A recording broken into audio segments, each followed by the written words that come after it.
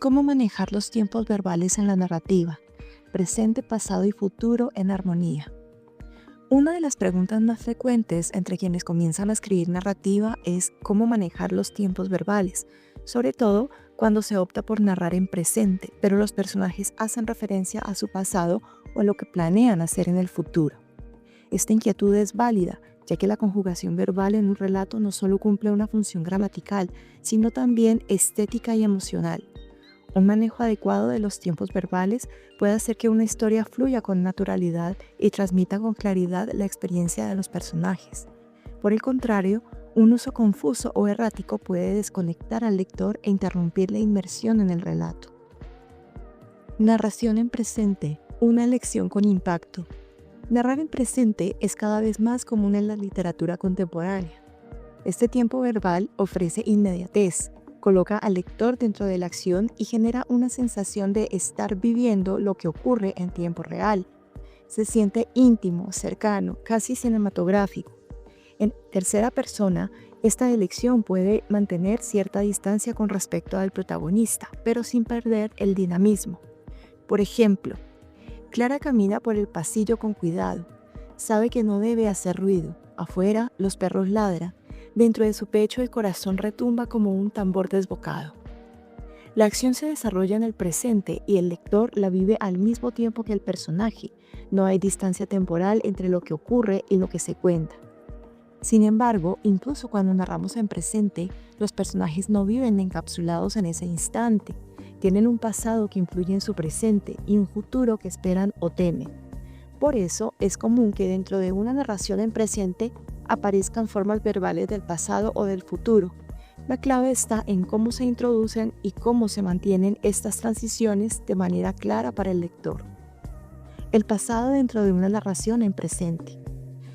Los recuerdos, las experiencias pasadas o cualquier tipo de retrospectiva requieren el uso del pretérito. El más habitual es el pretérito perfecto simple, también llamado pretérito indefinido, o el pretérito pluscuamperfecto, dependiendo de la distancia temporal y del tiempo del recuerdo. Por ejemplo, Clara camina por el pasillo con cuidado. Sabe que no debe hacer ruido.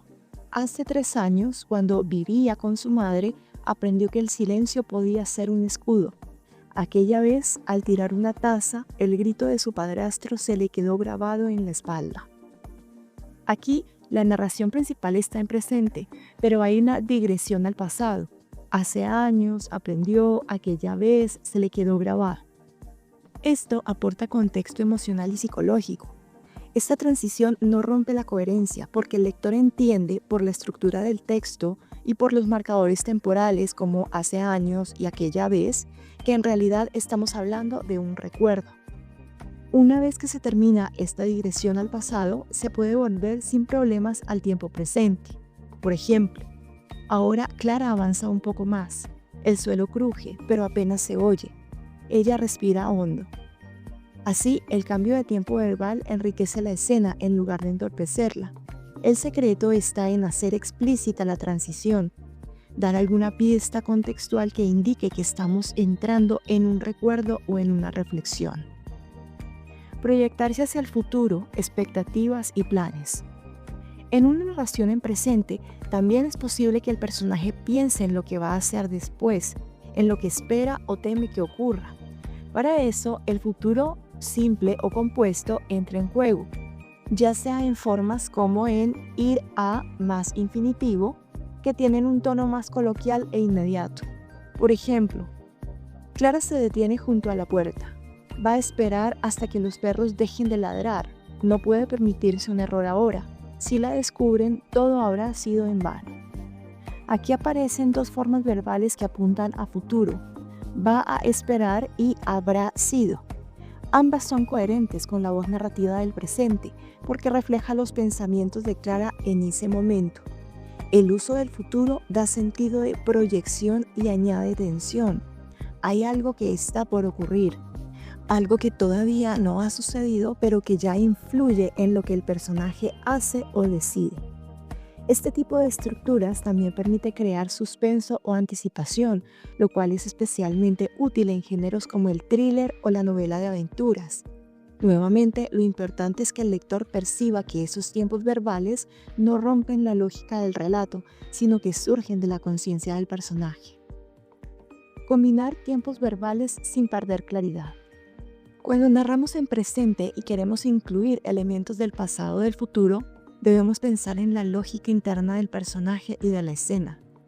Los cambios de tiempo verbal deben tener una razón narrativa clara, un recuerdo, una reflexión, una planificación o una suposición. No se trata de mezclar tiempos de manera caprichosa, sino de integrarlos en el flujo narrativo.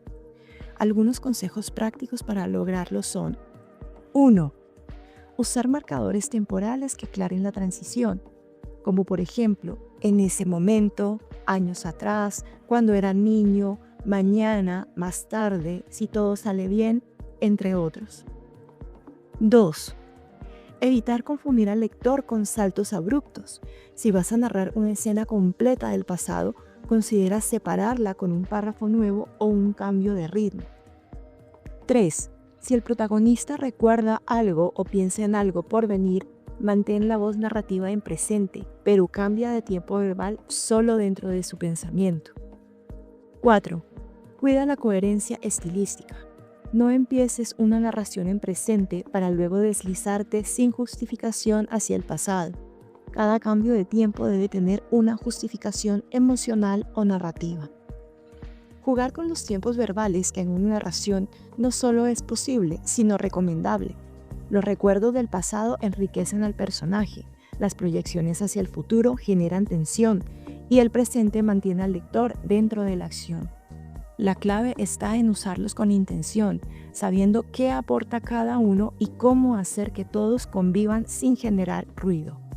Una narración bien construida puede recorrer varios momentos temporales sin perder solidez. Como escritores, no tenemos que temerle a esta flexibilidad, debemos dominarla. Entender cómo y cuándo cambiar de tiempo verbal nos permite escribir historias más complejas, más humanas y sobre todo más vivas.